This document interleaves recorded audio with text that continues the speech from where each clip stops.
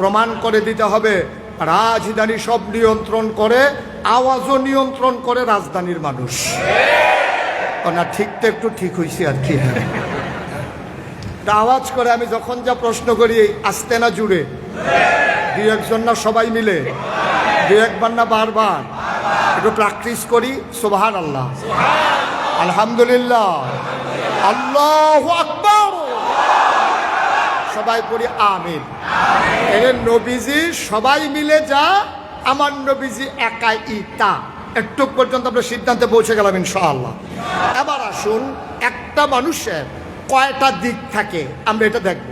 প্রথমত, একটা মানুষের দুইটা দিক থাকে, একটা হলো সুরত আর একটা হলো সিরত, একটা হলো নমুনা আর একটা হলো চরিত্র। এই দুইটা ঠিক থাকে মানুষের। একটা হলো দেখা যায় সুরত, আপনি লম্বা না খাটো, কালো না ফর্সা, চ্যাপ্টা না লম্বা, এইরকম একটা মানুষের এই সম্মুখ দৃষ্টিতে এটারে বলে সুরত। আপনাকে দেখলেই বোঝা যাবে যে উনি এই যে নূর আহমদ নুরুদ্দিন ভাই। তো আমি যদি বলি নুরুদ্দিন ভাই কেমন, আপনারা একসাথে বলবেন উনি ফর্সা। যেহেতু উনি ফর্সা, ওনাকে ফর্সা বলতেই হবে। এখন এটা হলো বাহ্যিক দিক। আমি যদি বলি উনি কেমন, বলবে যে হুজুর লেনদেন সম্পর্কে জানতে চান নাকি চালচলন সম্পর্কে জানতে চান, এটা হলো ভিতরগত দিক। সুবহানাল্লাহ বলবেন না? তাহলে প্রতিটি মানুষের দুইটা দিক, একটা হচ্ছে সুরত আর একটা হচ্ছে সিরত। সুরত যেটা, এটা এই প্রশংসনীয়, এটা অনুকরণ অনুসরণ করার কিচ্ছু নাই। আপনি একটা মানুষের সুরত, উনি ফর্সা, আপনি যদি মনে করেন আমি ওনার মতো হয়ে যাব, ফেয়ার অ্যান্ড লাভলি দেওয়া যাবে, পাকিস্তানি কসমেটিক্স ইউজ করা যাবে। যদিও ওনার মুখ ফর্সা হয়ে যায়, যখন পাঞ্জাবির হাত গুছাবে তখন বলবে ডুপ্লিকেট, যে চেহারা একরকম হাত আরেক রকম। তখন এটা বোঝা যাবে যে এটা আর্টিফিশিয়াল, কোনো না কোনোভাবে তার চেহারা পাল্টে দেওয়া হয়েছে। তাইলে দুইটা দিক, সুরত এবং, তাইলে সুরত হচ্ছে প্রশংসনীয়, সুরতের প্রশংসা করা যায়। আর সিরত এটা হচ্ছে অনুকরণীয়, এটা হচ্ছে গ্রহণীয়, এটার মাঝ থেকে যেটা বর্জনীয় এটাকে বর্জন করা। সুবহানাল্লাহ বলবেন না? এবার আসুন, একটা মানুষের পরিপূর্ণতা আসে কিসে? সুরত এবং সিরত, এই দুইটার যখন সমন্বয় হয়ে যায়, দেখতেও সুন্দর, আবার তার আচরণও সুন্দর, তার লেনদেন সুন্দর, তার চলাফেরা সুন্দর, তার কথা বলার স্টাইল সুন্দর, তার ব্যবহার সুন্দর, তার লেনদেন সুন্দর, তখন মানুষটাকে বলা হয় পরিপূর্ণ একটা মানুষ। তখন বলে মাশাআল্লাহ, দেখতে যেমন আচরণও তেমন। সুবহানাল্লাহ বলবেন না? এখন আমার নবী কোন দিক দিয়ে পরিপূর্ণ? তিনি কোন দিক দিয়ে পরিপূর্ণ? নবী করিম সাল্লাল্লাহু আলাইহি ওয়াসাল্লাম সুরত এবং সুরত দুই দিক দিয়ে তিনি পরিপূর্ণ। ঠিক কিনা বলেন? একটা অংশ আপনি দেখাতে পারবেন না যে এই জিনিসটা না হইলে ভালো ছিল, এই জিনিসটা আরেকটু বেশি হইলে ভালো ছিল। একেবারে সুষমভাবে আল্লাহর কুদরতি নিজ হাতে তিনি যেন অনুপমভাবে সুন্দর করে দৃষ্টিনন্দন করে আমার নবীকে তিনি তৈরি করেছেন। সামাইলে তিরমিজি একটা হাদিসের কিতাব আছে, এই কিতাবটার ভিতরে নবীর সুরত এবং সিরত দুইটা বিষয়ের উপরে আলোচনা করা হয়েছে। যেহেতু মানুষের মৌলিকভাবে দুইটা দিক, সুরত এবং সিরত, আমরা প্রথমত আলোচনা করব সুরত, তারপরে তার চারিত্রিক সিরতের পরিপূর্ণতা, সেই ব্যাপারে যৎকিঞ্চিত আলোচনা। ওয়ামা তাওফিকি ইল্লা বিল্লাহ, সবাই পড়ে আমিন। শুরুতে আমরা সুরত নিয়ে আলোচনা করব, উনি কেমন ছিলেন এটা নিয়ে আমরা আলোচনা করব। উনি ছিলেন মধ্যম আকৃতির, লম্বাও না খাটোও না, তিনি ছিলেন মাঝারি আকৃতির। তার চুলগুলো ছিল ঘাড় পর্যন্ত প্রলম্বিত, হালকা হালকা কোঁকড়ানো। তিনি চুলের ভিতরে তৈল দিয়ে যখন আছড়াতেন, অবাক বিস্ময়ে সাহাবাই কেরাম তাকিয়ে দেখতেন, মনে হয় চুলের মাঝে যেন মৃদুমন্দ ঢেউ দেখা যায়। তার কপালটা ছিল চওড়া, ভ্রুগুলো ছিল তার জোড়া ভ্রু, আমাদেরটা যেমন ফাঁকা, ওনারটা ছিল একসাথে লাগোয়া। ওনার চোখগুলো ছিল বড় বড়, ওনার চোখের পাতাগুলো ছিল ফুটন্ত গোলাপি রঙের এক একটি পাপড়ির মতো। তিনি কখনো বা যখন চোখের পলক ফেলতেন, মনে হতো যেন মৃদুমন্দ বাতাসে গোলাপ পাপড়ি দোল খাইতেছে। তার চোখের দুইটা অংশ, একটা হচ্ছে সাদা আর একটা হচ্ছে কালো। সাদা অংশ ছিল রক্তিমাভ সাদা, কালো অংশ ছিল কৃষ্ণ কালো, তার নাকগুলটা ছিল খাড়া, ছিদ্রগুলো ছিল ছোটো ছোটো, নাকের নিচে ছিল সরু চিকন গুফ, আর ঠোঁটগুলো ছিল গোলাপি রঙের। উনি কখনো বা যখন মুচকে হাসতেন, যখন ঠোঁটগুলো ফাঁক হতো আর সামনের দাঁতটা যখন বের হতো, সবাই মনে করত গোটা পৃথিবীতে যেন বিজলি চমকাইছে। আল্লাহর নবী মুহাম্মদুর রাসূলুল্লাহ সাল্লাল্লাহু আলাইহি ওয়াসাল্লাম তিনি কখনো বা যখন রাস্তা দিয়ে হেঁটে যেতেন, 1 মাস পরে ওই রাস্তা দিয়ে আবার যখন কোনো মানুষ হেঁটে যেত, তিনি থমকে দাঁড়াতেন, চমকে উঠতেন, আশ্চর্যান্বিত হয়ে যেতেন। মানুষটা ওই রাস্তার কিনারে যাদের বাড়ি তাদেরকে জিজ্ঞেস করতো, ভাই এই রাস্তা দিয়ে আমার নবী হেঁটে গেছেন নাকি? কয়টা তো অনেক আগের কথা, তুমি কেমনে বুঝলা, কেন জিজ্ঞেস করলা? কয়ে আজকে কবে হেঁটে গেছে আমার নবীজি? কয় 1 মাস আগে এই রাস্তা দিয়ে আমার নবী হেঁটে গেছেন। সাহাবা চোখের পানি ছেড়ে দিয়ে বলতেন, 1 মাস আগে আমার নবী হেঁটে গেছেন, আর আজকে আমি হেঁটে যাওয়ার সময় আজও যেন নবীর গায়ের জান্নাতি গন্ধ পায়। মুসলমান মন দিয়ে শুনো, আল্লাহর নবী জোহরের নামাজ পড়ে ভর দুপুরে তিনি যখন মসজিদে নববী থেকে বের হয়ে আমাদের আম্মাদের ঘরে যেতেন, মায়েদের ঘরে যাওয়ার সময় প্রচণ্ড গরম খরতাপ, তার কপালে মুক্তার দানার মতো ঘাম জমে যেত। তিনি যখন ঘরে ঢুকতেন, মায়েরা বলতেন, গুস্তাখি মাফ কর দিজিয়ে, বেয়াদবি মাফ করবেন ইয়া রাসূলুল্লাহ, আপনি একটু চুপটি করে বসেন। আমার নবী বসতেন, আমার মায়েরা ঘরের কোণা থেকে ছোট্ট শিশি বের করে আনতেন, ওই কপালের জমানো ঘাম আমার মায়েরা বোতলের শিশির ভিতরে ভরে রেখে দিতেন। ঈদ যখন আসতো, বিয়ে যখন হতো, তখন তারা আমার নবীর গায়ের জমানো ঘাম আমার মায়েরা আতর হিসাবে ব্যবহার করতেন। এটা গেল বাহ্যিক দিক। আমি বলছিলাম কয়টা দিক, বা কথা বলে না দেখি, কয়টা দিক? সূরত সিরত গেল, সূরত। এই ব্যাপারে বিস্তারিত আলোচনার এই জন্য দরকার নাই, যেহেতু এটা অনুকরণ করার কিছু নাই, অনুসরণ করারও কিছু নাই। এটা শুনে শুনে আমরা তৃপ্ত হব, আমরা গৌরব করে অহংকার করে বলবো, আমার নবী এমন নবী যেই নবী অন্য নবীর সাথে কোনো তুলনা চলে না। ঠিক কিনা বলে? এবার আসুন নবীর সিরত। একটা মানুষের জীবনে জন্মের পর থেকে মৃত্যু পর্যন্ত কতগুলো পরিচয় বহন করে যে কোনো মানুষের। তার জন্ম, তার শৈশব, তার কৈশোর, তার তারুণ্য, তার যৌবন, তার পৌর, তার বৃদ্ধ। এই জিনিসটা সবগুলো মানুষ যারা বয়প্রাপ্ত হয়ে ইন্তেকাল করে, এই জিনিসগুলো তাদের জীবনে আসে।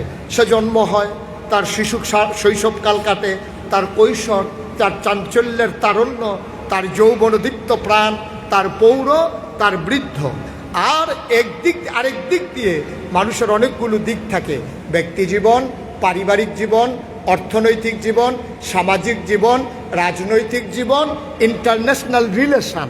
এই দিকগুলো প্রতিটি মানুষের থাকে। আপনি যদি একটা দেশের নাগরিক হন, তাইলে এই জিনিসগুলো আপনার জীবনে আসবেই। আপনার ব্যক্তির একটা জীবন আছে, আপনার পরিবারের একটা জীবন আছে। পরিবারে যেহেতু আপনি একজন সদস্য, পরিবারে আপনার করণীয়, পরিবারে আপনার বর্জনীয়, পরিবারের মানুষগুলোর সাথে আপনার সম্পর্ক। এবার আসেন সমাজ। সমাজে যখন আপনি থাকবেন, তখন প্রতিবেশীর সাথে প্রতিবেশীর সম্পর্ক। প্রতিবেশী যদি হয় মুসলমান, তার সাথে সম্পর্ক। প্রতিবেশী যদি অন্য ধর্মাবলম্বী, তাদের সাথে সম্পর্ক। এইভাবে সামাজিক জীবন, অর্থনৈতিক জীবন। কোনো মানুষ স্বয়ং সম্পূর্ণ নয়। একটা মানুষ তার লেনদেন করা লাগে, কামাই রোজগার করা লাগে, খরচ করা লাগে। এই ক্ষেত্রে হাওলাত নেওয়ার পদ্ধতি, মানুষ থেকে কর্জে হাসানা নেওয়ার পদ্ধতি, আয় করার পদ্ধতি, ব্যয় করার পদ্ধতি, সঞ্চয় করার পদ্ধতি, সব কিছু মিলিয়ে মানুষের একটা জীবন। তাইলে আমরা শুরু করি নবীজির শৈশব জীবন, অর্থাৎ জন্মকালীন সময়টা কেমন ছিল, সেখান থেকে আমরা শুরু করি। যেহেতু অনেকগুলো বিষয় ঘড়ির কাঁটা টিকটিক করে জানিয়ে দেয়, আর লম্বা কথা বেশি বলা যাবে না, এজন্য আমরা খুব টাচ দিয়ে যাব। আর যেহেতু রাজধানীর মানুষ, নিশ্চয়ই সচেতন মানুষ আপনারা, অজপাড়াগা থেকে ভালো মানুষগুলো, বুদ্ধিমান মানুষগুলোই রাজধানী দখল দেয়। আপনার যে এলাকারই আছেন, আমি টাচ দিলে আপনাদেরকে বুঝে নিতে হবে। ওনার এই জন্মের সময়টা এটা ছিল চমৎকার একটা সময়, যেটাকে যদিও অনুসরণ করার কিছু নাই, কিন্তু পরবর্তী সময়টা আমাদের জন্য দৃষ্টান্ত, অনুকরণীয়, এটা উপমা দেওয়ার মতো। নবী যে বছর দুনিয়াতে আসলেন, খুব খেয়াল করতে হবে, নবী যে বছর দুনিয়াতে আসলেন সেই বছর সেই জামানায় তখন একটা নিয়ম ছিল, মক্কার যারা বংশাবলী মানুষ, সম্ভ্রান্ত মানুষ যারা, যেমন তৎকালীন জামানায় ছিল কোরাইশের ভিতরে বিভিন্ন উপশাখা, যেমন বনু হাসিম, তারপরে আপনার ওই দিক দিয়ে উমাইয়া, সব মিলিয়ে বনু হাসিম, বনু কানান, বনু তামিম, বিভিন্ন গোত্রের যারা মানুষ ছিল, তারা যারা সম্ভ্রান্ত উচ্চ বংশ মানুষ, তারা তৎকালীন জমানায় জন্মের পরে বুকের দুধ মায়েরা বাচ্চাকে খাওয়াতো না। এটা তারা মনে করতো একটা ঐতিহ্যের ধারক বাহক এবং একটা মর্যাদার অধিকারী হওয়া, এটা তারা মনে করতো। এই জন্য তারা কি করতো, তৎকালীন জামানায় এখনও শহরটা আছে, শহরটার নাম তায়েফ থেকে একদল মহিলা আসতো, ওরা এসে ওই দুধের বাচ্চাগুলোকে টাকার বিনিময়ে নিয়ে যেত তায়েফ, দুধ পান করাইয়া টাকার বিনিময়ে 2-2.5 বছর পরে আবার ফেরত দিত। তো নবী যেই বছর জন্মগ্রহণ করলেন, তায়েফ থেকে একদল মহিলা রওনা দিলেন মক্কায় আসার জন্য, বাচ্চা নেওয়ার জন্য। এখন ওরা যখন রওনা করেছে, মনে করেন রওনা করেছে যাত্রাবাড়ি থেকে। কোত্থেকে? কথা বুঝেন নাই না? কোত্থেকে রওনা করেছে? মনে করেন আসবে বাইতুল মুকাররম, রওনা করেছে কোত্থেকে? আসবে কোথায়? বাইতুল মুকাররম। এখন রওনা দেওয়ার পরে যাত্রাবাড়ি থেকে সায়েদাবাদের কাছে আসার পরে দেখে যে একজন নাই। তো সবাই চিৎকার করছে, একজন নাই। কে নাই? তা হালিমা নাই। সুবহানাল্লাহ বলবেন না? ওরা যাত্রাবাড়ি থেকে পূর্ব দিকে অনেকক্ষণ তাকিয়ে রইল, হালিমার কোনো খবর নাই। সবাই চিন্তা করলো সন্ধ্যা ঘনিয়ে আসছে, সুতরাং আমরা চলে যাই। ওরা আস্তে আস্তে ওই যে আসবে মক্কায়, কোথায় আসবে? মনে করেন এই বাইতুল মুকাররমে। এখন আইসা ওরা দেখছে কার বাড়ি বড়, কার বাবা টাকা কামাই করে বেশি, কার মর্যাদা বেশি, কার টাকা বেশি, এরকম দেখে দেখে সব বাচ্চাগুলা টাকার বিনিময়ে নিয়ে ওরা রওনা করে গেছে সায়েদাবাদ। কই গেছে? কথা কয় না, কই গেছে? ওরা যখন সায়েদাবাদ গেছে, দেখে যে হালিমা আসতেছে, ওরা যাইতেছে, হালিমা আর ওরা ক্রস করছে সায়েদাবাদ। তো সবার কুলে বাচ্চা ওয়া ওয়া কান্না করতেছে। হালিমা জিজ্ঞেস করে, আমার বান্ধবীরা, আমার সৈয়ারা, এই বাইতুল মুকাররমে কি আর বাচ্চা নাই? কয় হ্যাঁ, একটা বাচ্চা আছে, তার বাবা নাই। সুবহানাল্লাহ বলবেন না? হালিমার স্বামী বড় নরম মনের অধিকারী ছিলেন। তিনি বললেন, হালিমা চলো যাই, সায়েদাবাদ চলে এসেছি, বাইতুল মুকাররম আর কত দূর, চলো দেখে আসি, পছন্দ হলে বাচ্চা নেব, নাইলে নাই। হালিমা বড় হিসেবি মহিলা ছিলেন, তিনি মনে মনে বললেন, কি দরকার যাওয়ার, যে কি লাভ হবে, টাকা পয়সা নাই। স্বামীর কথায় রওনা করলেন, বাইতুল মুকাররম মসজিদের সামনে আসলেন। তিনি আসার পর একজন মানুষকে দেখে জিজ্ঞেস করলেন, ভাই এই জায়গায় নাকি একটা এতিম বাচ্চা আছে, তার নাম নাকি মোহাম্মদ, তার ঘরটা কোনটা? মানুষটা আঙ্গুল দিয়ে দেখাই দিল, ওই কাবার কেনারে ছোট্ট ঘর, ওই ঘরটার ভেতরে, ওইটাই আমেনার ঘর, ওইটাই মোহাম্মদের ঘর। হালিমা তাড়াহুড়ো করে গেলেন, হালিমা ঘরের বাইরে দাঁড়িয়ে রইলেন। এবার হালিমা বলতেছেন, স্বামী আমার, এই ঘরে কোনো পুরুষ নাই, আমেনার স্বামী ইন্তেকাল করেছে, আপনি বাইরে থাকেন, আমি ভেতর থেকে একটু দেখে আসি। আবার যখন হালিমা ভেতরে গেলেন, দাঁড়াইয়া বলতেছেন, আসসালামু আলাইকুম। আমেনা ডাক দেয়া কয়, কে রে সালাম দেয়? কয় আমার নাম হালিমা। কয় কোন হালিমা? কয় আমি হালিমা সাদিয়া। কয় চিনলাম না।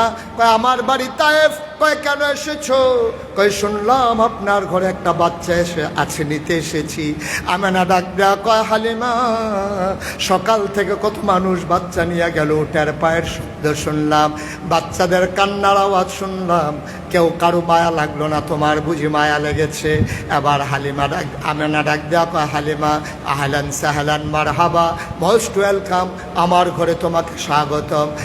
হালিমা কয়, আমি ঘরে ঢুকে দেখলাম মা আমেনা আসন পেতে বসে আছে, কুলের ভিতরে একটা ছোট্ট শিশু চোখ বন্ধ করে ঘুমায়, এমন একটা সাদা রুমাল দিয়া মুখটা ঢাকা। হালিমা কয়, আমেনা বাচ্চা নেব এমন কোনো কথা নাই, পছন্দ হলে নেব, নাইলে নাই, একটু বাচ্চারা দেখাও। আমেনা কয় দেখে না নয়ন ভরে, হালিমা কয় দেখবো কেমনে চেহারা ঢেকে রাখলে। মা আমেনা টান দিয়ে সরিয়ে দিলেন। হালিমা কয় জীবনে আমি অনেক বাচ্চা দেখেছি, খোদার কসম যেই মাত্র পর্দা সরিয়ে নিল আমি অবাক বিস্ময়ে তাকিয়ে দেখলাম আমার জীবনে এত সুন্দর মানুষ আমি আর জীবনেও দেখি না।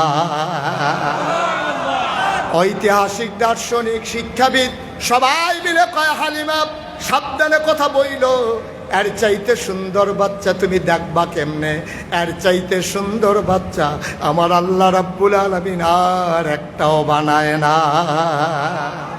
হালিমাকে আমি তাকিয়ে দেখলাম, চোখ বন্ধ করে ঘুমায়। আমার মন চাইল ও যদি আমারে দেখতো। হঠাৎ করে দেখলাম চোখের পাতাটা দুলে উঠেছে, মনে হইল ফুটন্ত গোলাপের পাপড়িটা যেন দোল খাইতেছে। ও আমার দিকে তাকাইল, আমার দিকে যখন নজর খুলে তাকাইল আমিও তাকে আছি। হঠাৎ করে চোখের কোণা আস্তে করে ঠোঁটের কোণা বাঁকা করে মোহাম্মদ একটা হাসি দিল। আমার মনে হইল মোহাম্মদের হাসির সাথে সাথে আমার কলিজাটা দুইটা ভাগ হয়ে গেছে। আমি বললাম দিয়ে দাও। হালিমা আমেনা ডাক দেয়া কয় সাবধানে নিও, এই বাচ্চা বড় আজব বাচ্চা। জন্মের আগে 10 মাস 10 দিন ছিল আমি টের পাই নাই, পিঁপড়া কামড় দিলে টের পাই, মোহাম্মদ দুনিয়ায় আসার সময় তাও টের পাই নাই। এই বাচ্চা বড় আজব বাচ্চা, কোনোদিন তার একটা খেলনা কিনে দিতে পারি নাই। আমি একদিন গোসলখানায় ঢুকেছি, তারে ঘুম পাড়াই দিলে নড়ে না, দুধ খাওয়াইলেও কাঁদে না, না খাওয়াইলেও কাঁদে না। গোসলখানায় যখন পানি ঢেলে নিয়েছি হঠাৎ করে টের পাইলাম কে যেন নড়ে।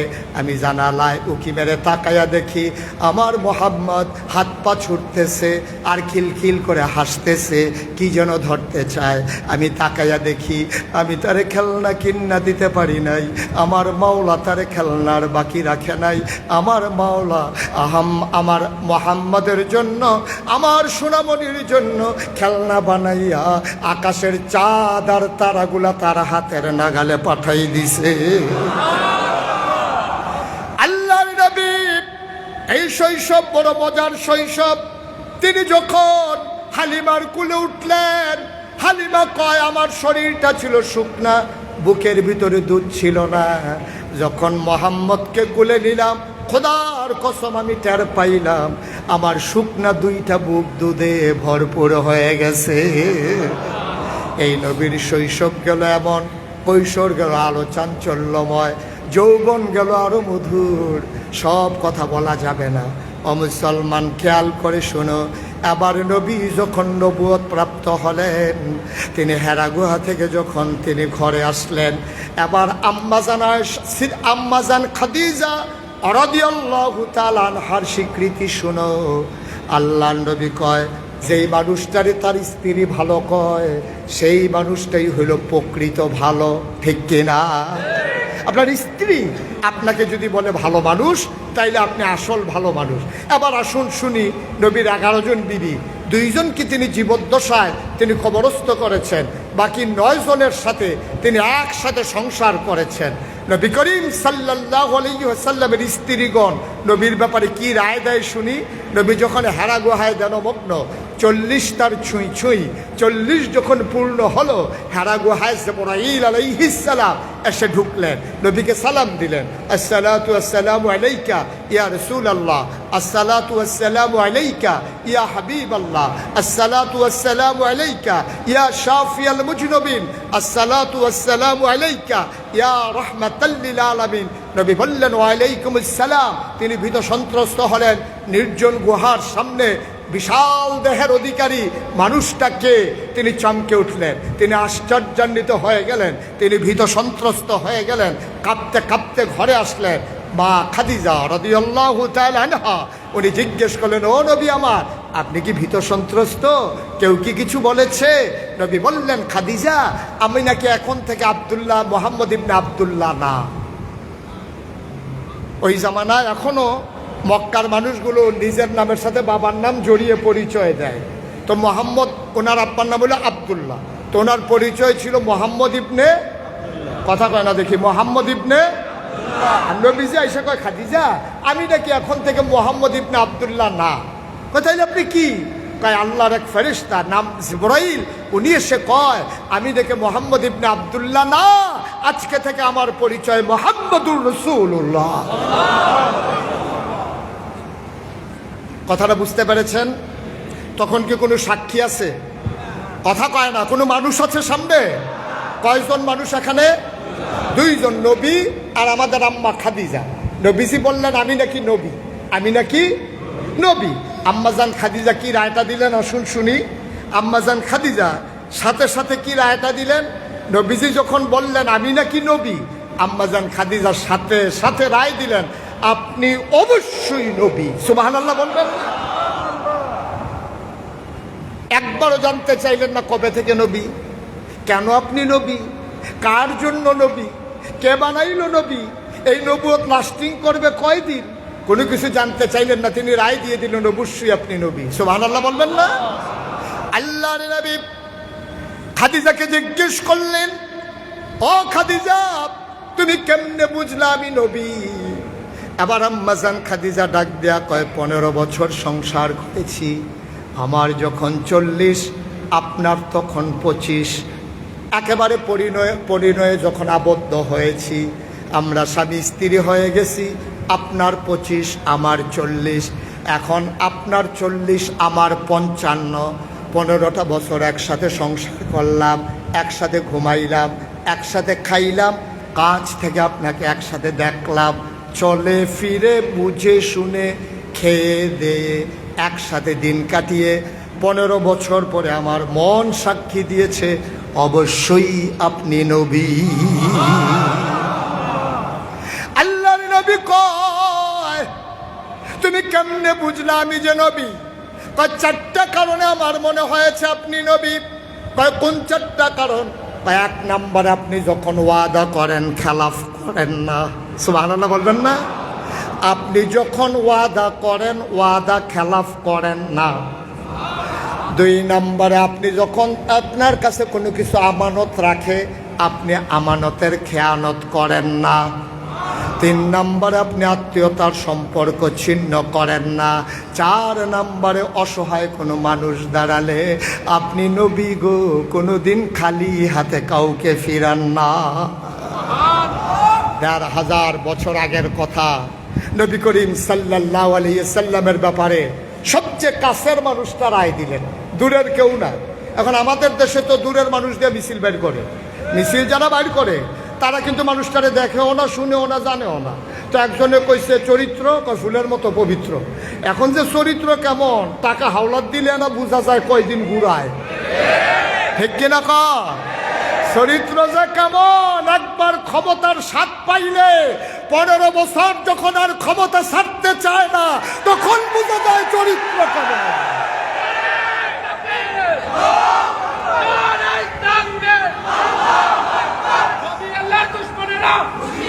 চরিত্র বোঝা যায় তখন যখন আপনাকে দায়িত্বপূর্ণ জায়গায় বসিয়ে দেওয়া হয়, আপনি যখন রাষ্ট্রীয় সম্পদকে নিজের সম্পদ বানিয়ে ফেলেন তখন বোঝা যায় মানুষের চরিত্র কেমন, ঠিক কিনা বলেন?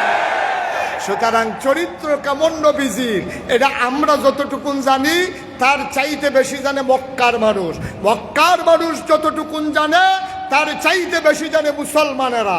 সব মুসলমানেরা যা কিছু জানে তার চাইতে বেশি জানে আমার নবীর স্ত্রীগণ, ঠিক কিনা বলেন?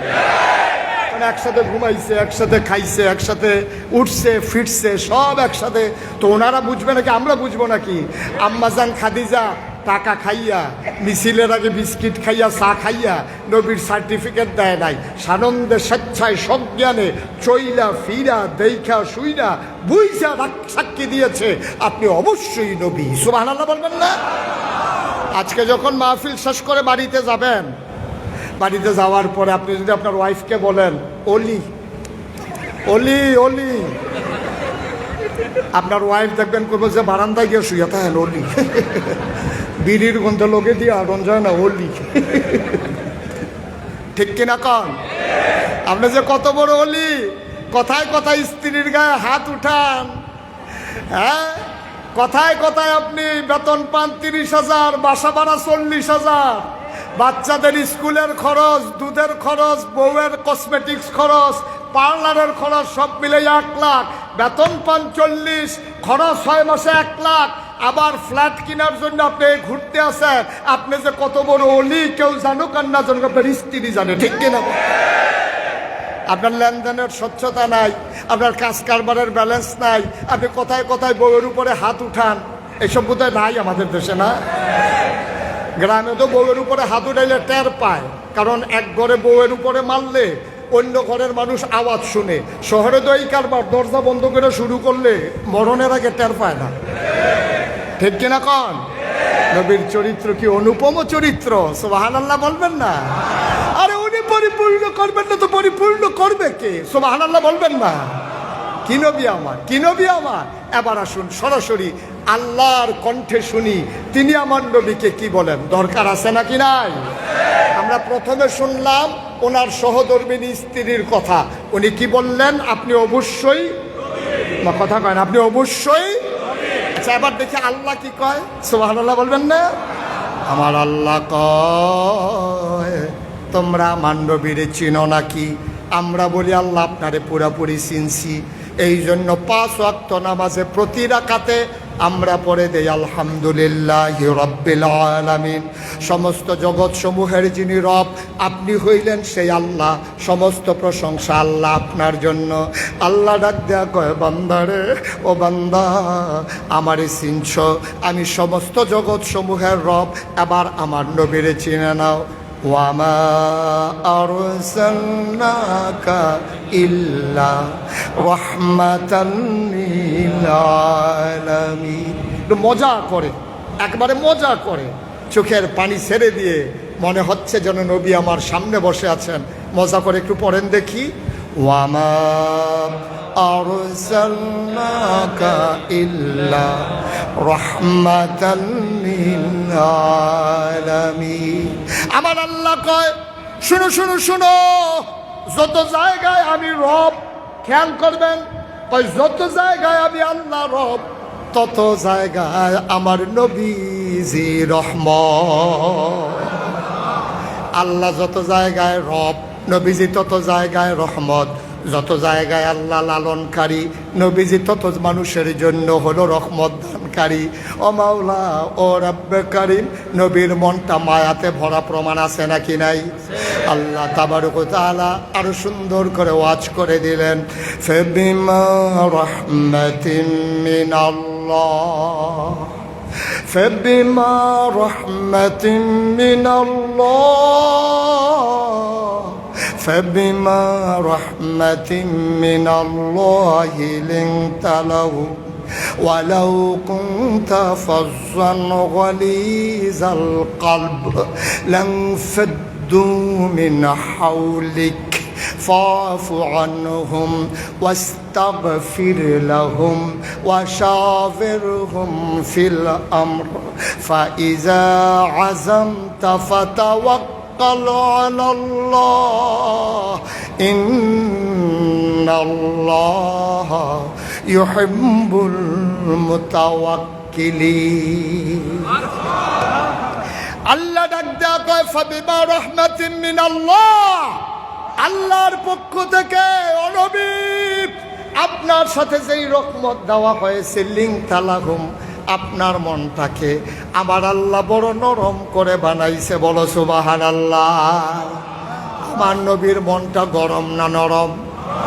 কথা বলেন। সৃষ্টিগতভাবে, ফিতরাতগতভাবে, জন্মগতভাবে আমার নবীর মনটা নরম। কিন্তু এর আগে আমি একটা কথা বলছিলাম, সকল নবী এবং রাসূল মিলে যা, আমার নবীজি একা ইতা। সকল নবী এবং রাসূলের দুইটা নমুনা, একটা হলো জামালি, আরেকটা হলো জালালি। নবীরা দুই ভাগ, কারো ছিল জালালি মেজাজ, কারো ছিল জামালি মেজাজ। জালালি মেজাজের অন্যতম উদাহরণ হইল মূসা আলাইহিস সালাম। জামালি মেজাজের অন্যতম উদাহরণ হযরত ঈসা আলাইহিস সালাম। তো সবাই মিলে যা, আমার নবী যে একাই তা। তা আপনারা যদি বলেন নবী নরম, তাইলে ঈসা নবীর ভাগে পড়ে গেল, মুসা তো আর পাইল না। এই জন্য মুফাসসিরিনে কেরাম কয়, যদি জানতে চাও আমার নবী কেমন, তাইলে আমার নবী হলো এমন, যেখানে গরম হওয়া দরকার গরম, যেখানে নরম হওয়া দরকার নরম। ঠিক কিনা? রুহামাউ বাইনাহুম আশিদ্দাউ আলাল কুফফার। পরস্পর যখন একসাথে হয় মনে হয় যেন কলিজা কাইটা খাওয়াই দেবে, আর কাফেরের সামনে যখন একসাথে হয় তখন মনে হয় যেন জীবন দেবে, তারপরে আপোষ করবে না। ঠিক কিনা বলে? এইটাই তো মুসলমানের চরিত্র। আপনি যখন পূর্ণাঙ্গ ঈমান নিয়ে চলবেন, নবীর সম্পূর্ণ সিরত যখন আপনার জীবনে আপনি ধারণ করবেন, মনে রাখবেন ৯৯ জন লোক মুসলমান বলেন আর সংখ্যালঘু ভারতের মুসলমান বলেন, ঈমান নিয়ে যদি অটল পাহাড়ের মতো দাঁড়িয়ে থাকতে হয়, মামলা হবে, হামলা হবে, জাল জুলুম নির্যাতন হবে, প্রয়োজনে জীবন দেওয়া যাবে, ঈমান দেওয়া যাবে না। রাজি আছো কিনা? হাত তুলে দেখা।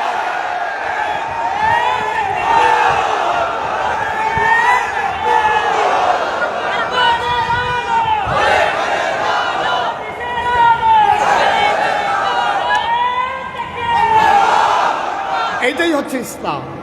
ইসলাম মানে আপনি একবারে চুপ করে বসে থাকবেন, আপনার একজন ধরে ঘুষাইতে আছে, আপনি কইতেছেন ভাই দুঃখ পাইছেননি, যে ঘুষি দিতে আছে হ্যারে দিঘা যে ব্যথা টেথা পাইছেন নাকি? না, অযথা আপনারে ঘুষি দিছে, তে যদি দেয় ১ সের, আপনাকে দিতে হবে ১০০ সের। ঠিক কিনা কন?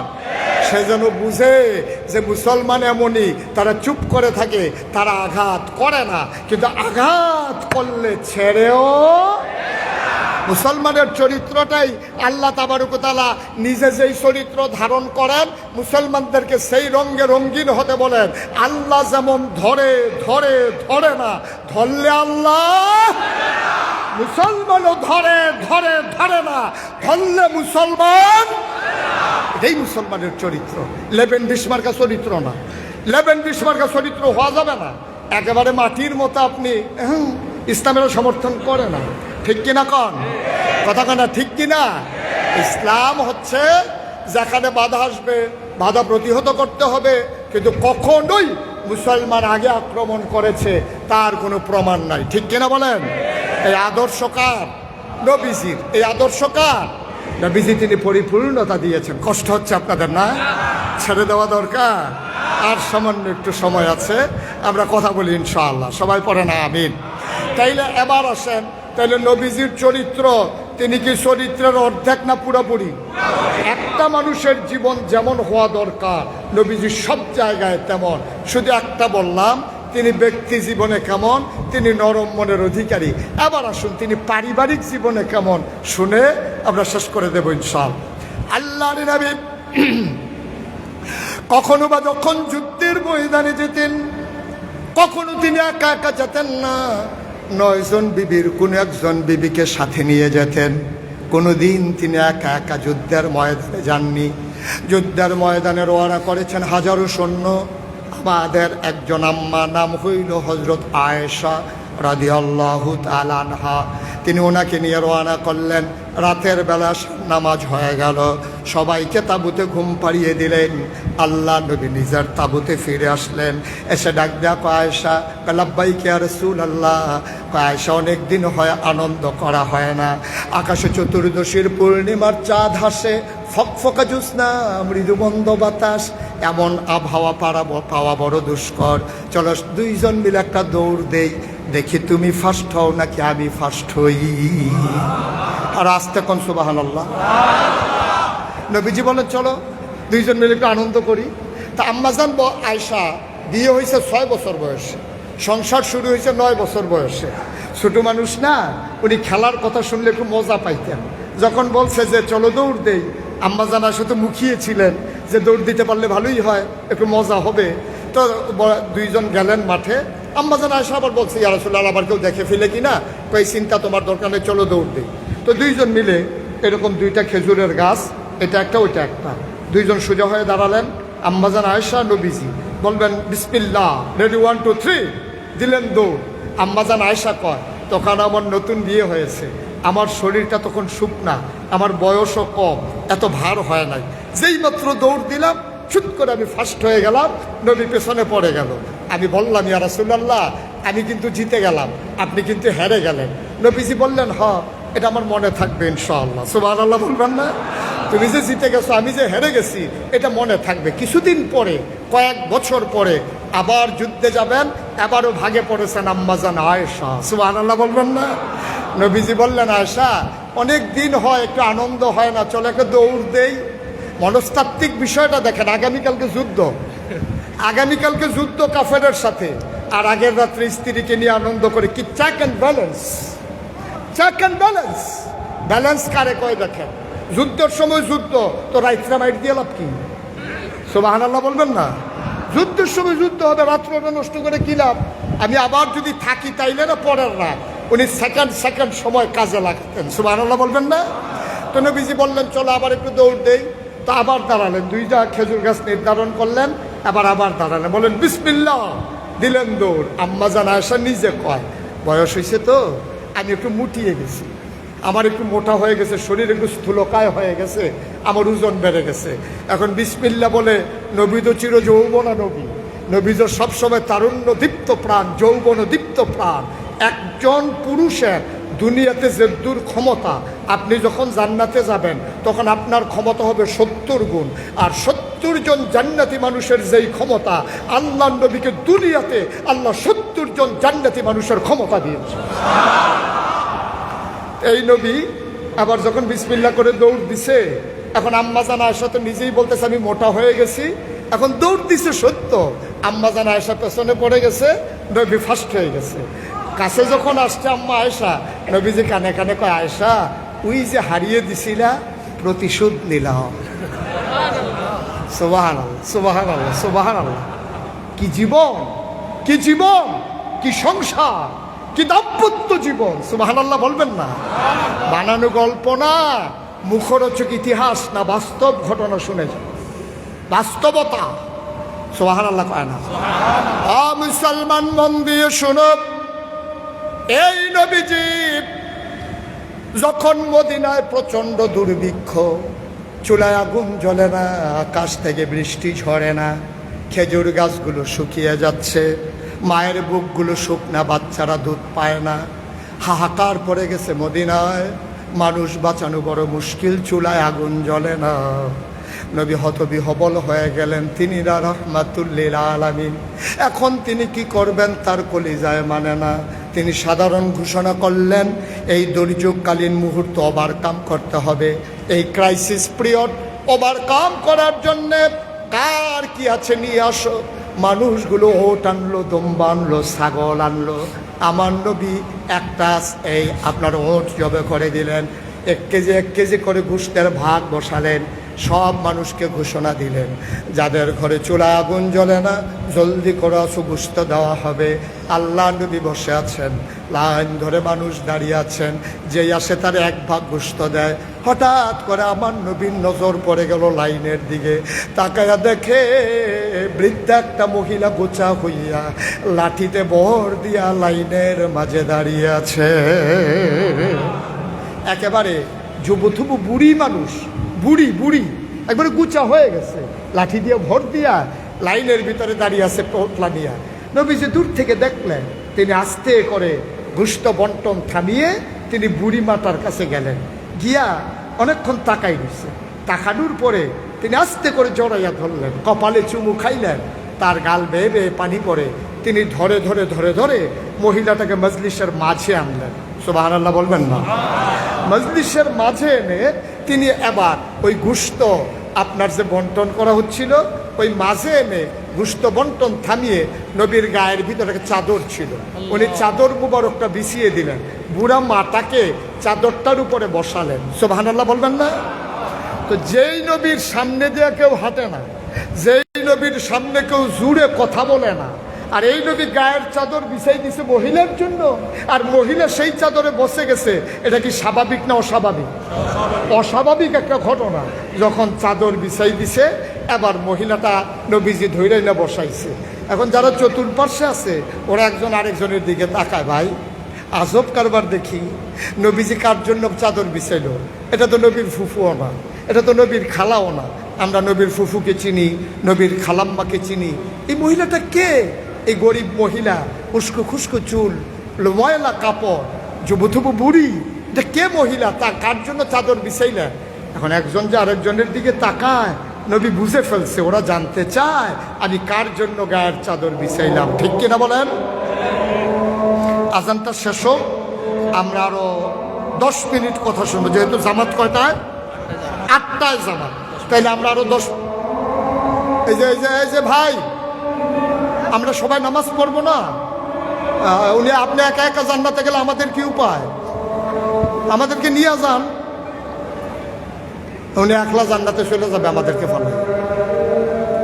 সবাই বসেন, আমরা সবাই তো নামাজ পড়বো ইনশাআল্লাহ।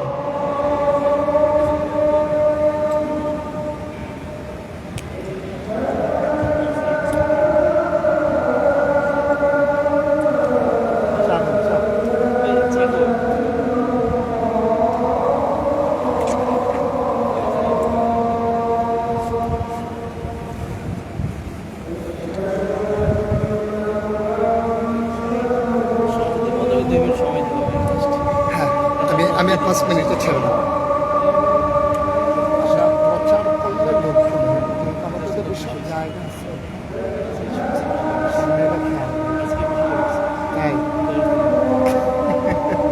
আপনার কেরামতি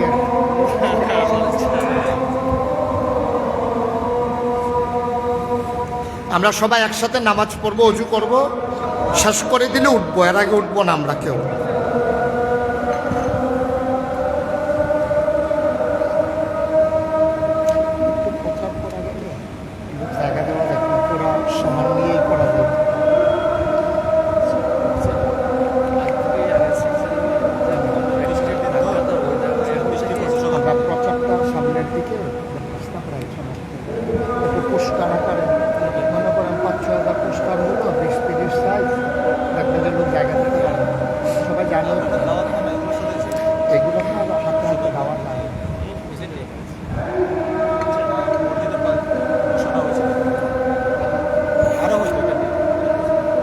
ওই দিন হাইকোর্ট না বলে আপনারা ছিলেন, হাইকোর্ট নজরে ছিলেন, জায়গা দেওয়া যায় না, ওঠার আগে ধরে গেছে।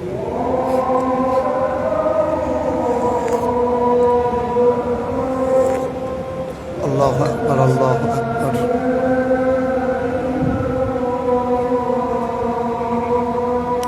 লা ইলাহা ইল্লাল্লাহ, লা ইলাহা ইল্লাল্লাহ ওয়াহদাহু লা শারীকা লাহু, লা ইলাহা ইল্লাল্লাহ ওয়াহদাহু লা শারীকা লাহু। আল্লাহুম্মা রাব্বা হাযিহি আদ-দাওয়াতি আত-তাম্মাহ। সবাই পড়ি আলহামদুলিল্লাহ। যেহেতু 8:30টায় জামাত, আর 8টায় জামাত, বাজে মাত্র 35, আমাদের হাতে 25 মিনিট সময় আছে। তো এটা সবটা আমি কাজে লাগাবো না, আমি 5 থেকে 7 মিনিটের ভিতরে শেষ করে দেব। সংক্ষিপ্ত একটু দোয়া করে দেব, তারপরে আমাদের সভাপতি মহোদয় আজকের মাহফিলের সমাপ্তি ঘোষণা করবেন। অজু করে যেন জামাত ধরতে পারেন, এটা আমার মাথায় থাকবে ইনশাআল্লাহ। আল্লাহ যেন কবুল করে। সবাই পড়ে আমিন। তা আল্লাহ নবী বসে আছেন, কথা কি মনে আছে? নবী গায়ের চাদর বিছিয়ে দিলেন, মনে আছে একটু? আল্লাহর নবী গায়ের চাদর বিছিয়ে দিলেন, বৃদ্ধা মহিলা চাদরে বসিয়ে দিলেন। চতুর্পার্শ্বে যারা ছিলেন সবাই একজন আরেকজনের মুখ চাওয়াচাওয়ি করে।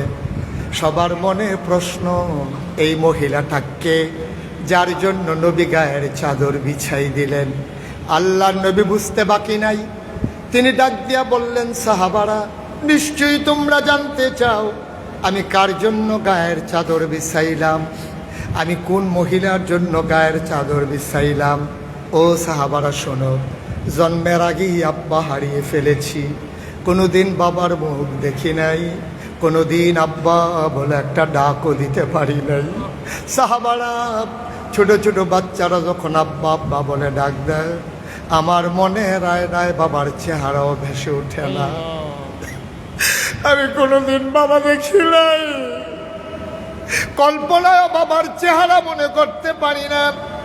বাচ্চারা যখন বাবা বলে ডাকতে মন চায়, আমারও মন চায় আমিও যদি একবার আব্বা বলে ডাক দিতে পারতাম। জন্মের আগে বাবা হারিয়ে ফেলেছি, বাবা ডাকার সুযোগ হলো না। 6 বছর যখন বয়স, মা হারিয়ে গেল। আমি বুঝি না মা কেন কথা বলে না, মা চুপ মেরে ঘুমিয়েছে। আমি মায়ের গালের ভিতরে হাত দিয়ে নাড়া দেই, আম্মা ও আম্মা কথা কেন বলো না? কে আমারে ঘুম পাড়াবে, কে আমারে গোসল করিয়ে খাইয়ে দেবে? মা কে আমারে আদর করে চুল আছড়িয়ে দেবে গো মা? কে আমাকে পায়ের উপরে শোয়াইয়া ঘুম পাড়াই দেবে?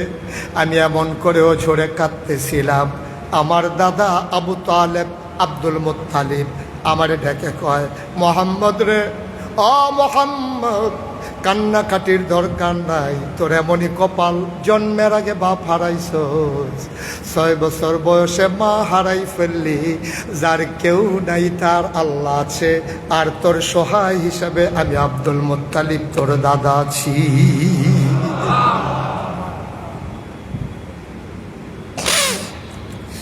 আব্বা দেখলাম না জীবনে, 6 বছর বয়সে মা হারিয়ে ফেললাম। যদি মা পাইতাম, নিজের চামড়া কেটে মায়ের পায়ের জুতা বানাই দিতাম। মায়ের জন্য কিচ্ছু করতে পারি নাই। আজকে যার জন্য গায়ের চাদর বিছাই দিলাম, এই মহিলাটা আর কেউ না। আমি যখন কিচ্ছু বুঝি না, শিশু মানুষ, এই মহিলাটা কুলে করে মক্কা থেকে আমাকে তায়েফে নিয়ে এসেছিল। 2 বছর চুক্তি ছিল আমাকে দুধ পান করাবে। এই মা আমার, এই মহিলাটা আমার বুকের ভেতরে ঘুম পাড়াইতো। যেই দিন আমাকে মক্কায় ফেরত দিতে যাবে, আমার মা সারা রাত ঘুমাতে পারে নাই।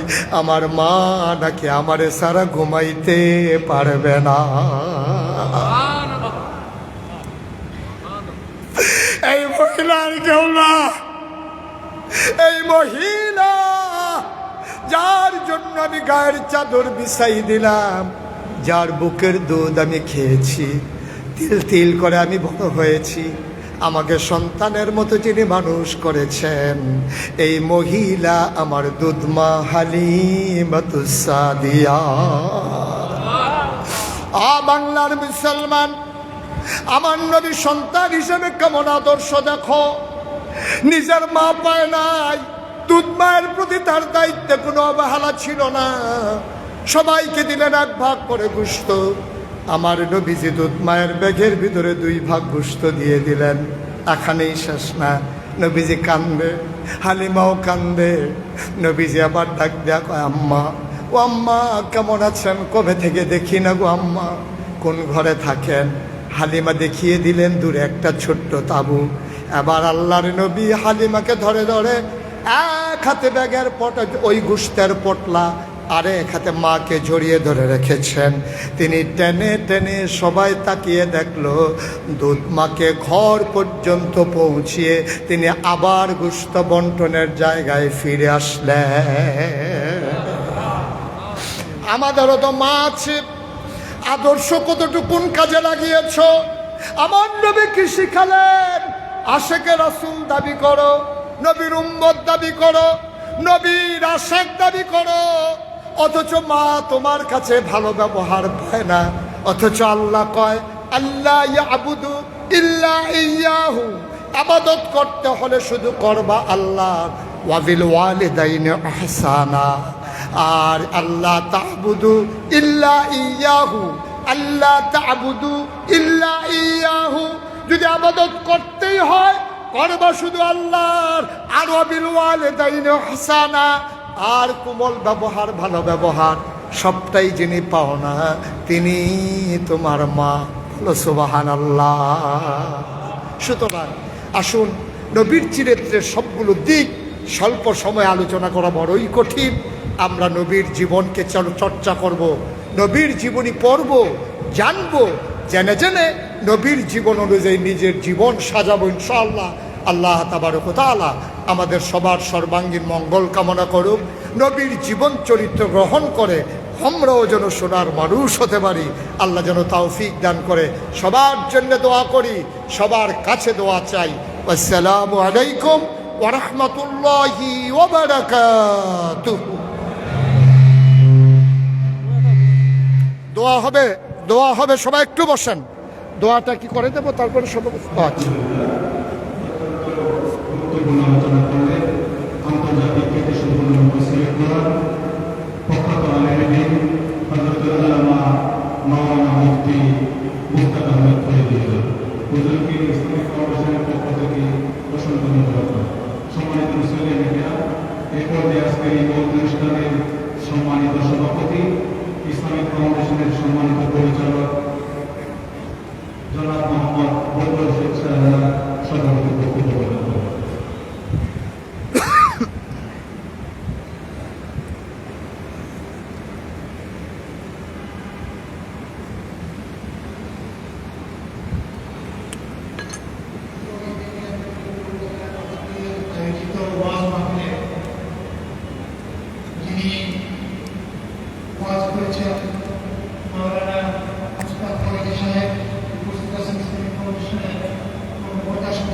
এবং আমাদের শ্রোতাবন্ধু, আসসালামু আলাইকুম ওয়া রাহমাতুল্লাহি ওয়া বারাকাতুহু। আজকে আসলে যে ওয়াজ মাহফিল এবং যে বিষয়, এই বিষয়ে আমার তেমন বলার কিছু নেই। মুস্তাক ফরিদী সাহেবকে পরিচিত করাই দেওয়ার কিছু নেই, কারণ আমি নিজেই ওনার ইউটিউবে অনেক ওয়াজ শুনি। এখন আজকে যে ওয়াজ উনি করেছেন, এটা আমাদের, আমরা যারা মুসলমান, শুধু মুসলমান না, সমস্ত পৃথিবীবাসীর জন্য রাসূলুল্লাহ ইসলামের যে আদর্শ, একমাত্র অনুকরণের তারই আদর্শ। এই জন্য আজকে ওয়াজের পূর্ণাঙ্গ রাসূলের জীবন ব্যবস্থা সম্পর্কে আলোচনা করতে যে সময় দরকার, সেই সময় নিশ্চয়ই এত অল্প সময় হয় না। তো আমরা আশা করি আগামীতে আমাদের এখানে আরো মূল্যবান ওয়াজ মাহফিল হবে, সেখানে আপনারা অংশগ্রহণ করবেন, উপস্থিত থাকবেন।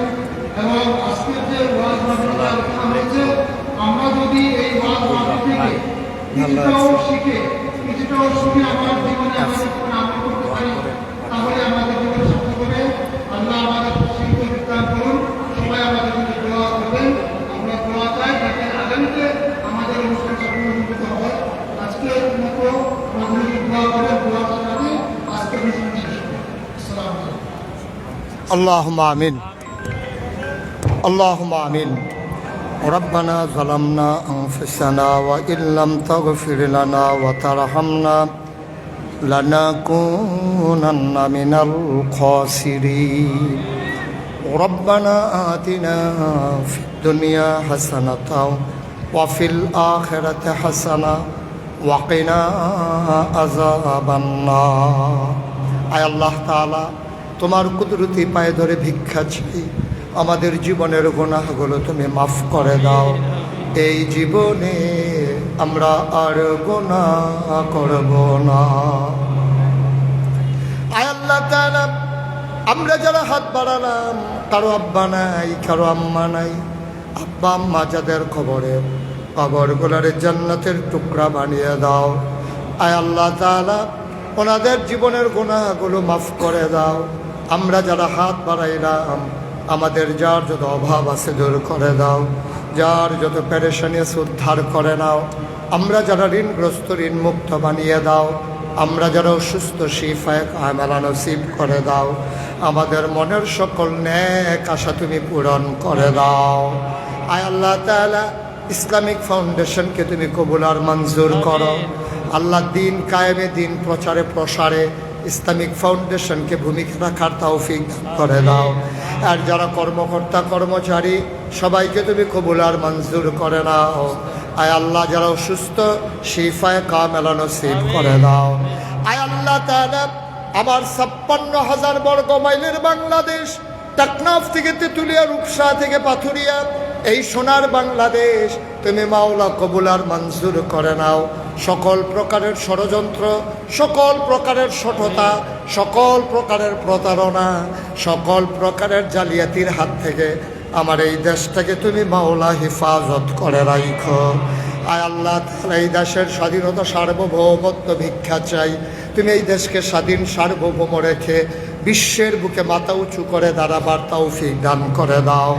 আয় আল্লাহ, যারা রাষ্ট্র পরিচালনা করছে তাদের মেধার ভিতরে আরো বেশি প্রখরতা দান করে দাও, আরো যোগ্যতা দান করে দাও, হৃদয়ের বিশালতা দান করে দাও, জ্ঞানের প্রসারতা দান করে বাংলাদেশকে একটা উন্নত জায়গায় নিয়ে যাওয়ার তৌফিক তুমি দান করে দাও ইয়া রাব্বাল আলামিন।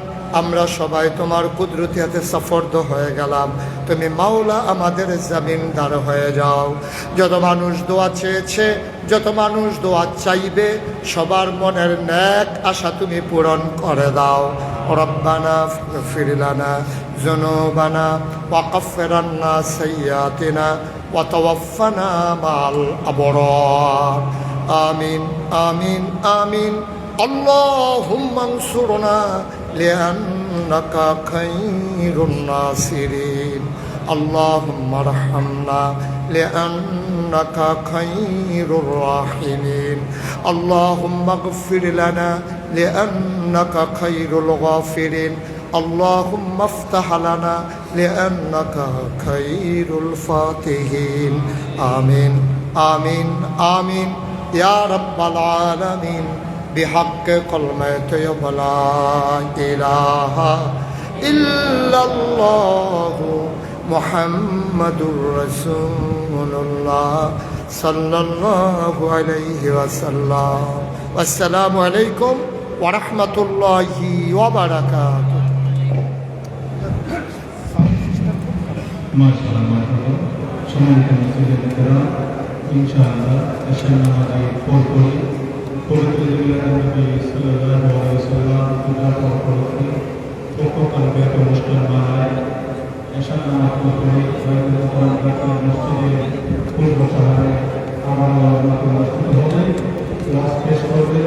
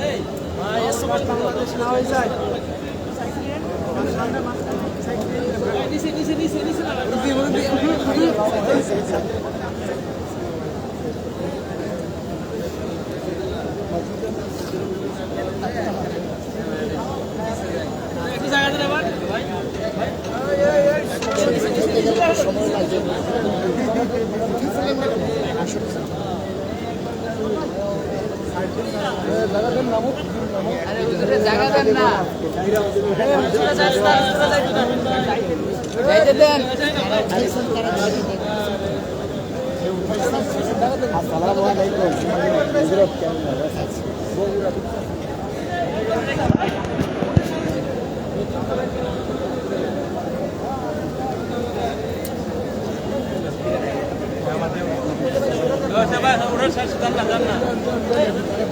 হয়েছে তো ভাই, উপরে উঠে নাই সমস্যা হচ্ছে।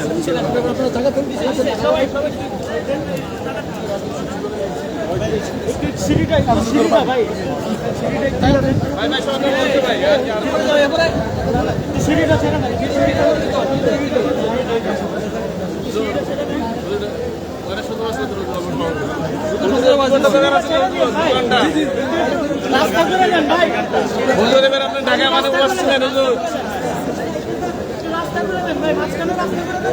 আমার শেষ হয়ে যাবে সময় মতো।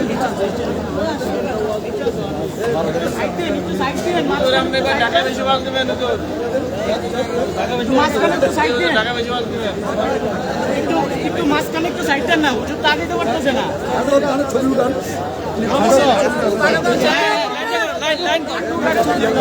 লাইন করেন, লাইন করেন ভাই।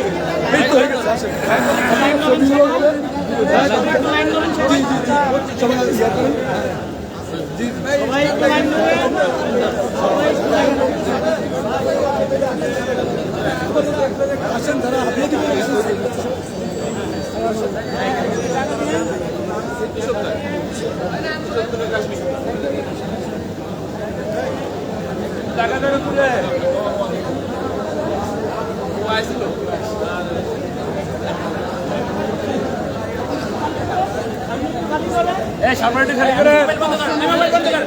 নামাজে জামাত দাঁড়াচ্ছে কিন্তু জামাত হুজুরে কষ্ট না দে জামাত দাঁড়াচ্ছে সবাই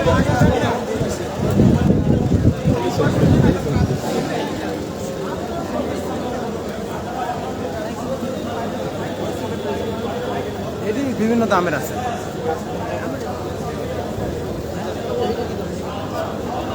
আমারটার দাম 3000।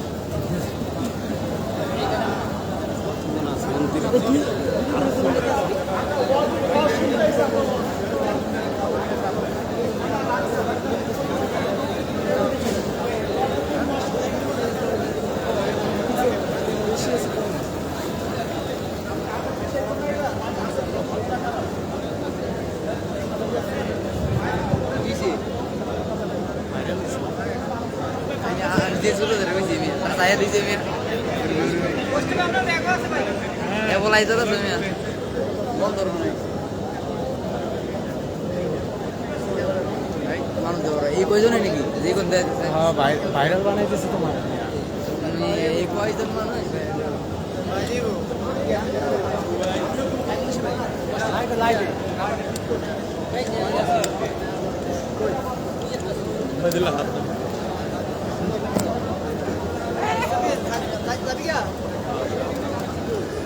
আমাদের শেখ ভাই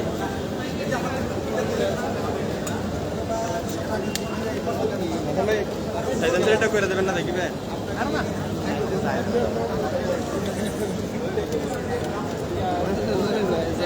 পরবর্তী লাইভের জন্য অপেক্ষা করুন। পরবর্তী লাইভ এশার নামাজের পরপরই আলোচনা করবেন হযরত মাওলানা কামরুল ইসলাম সাইদ আনসারী পীর সাহেব, টেকেরহাট, মাদারীপুর। সবাইকে জয়েন থাকার জন্য অনুরোধ রইল।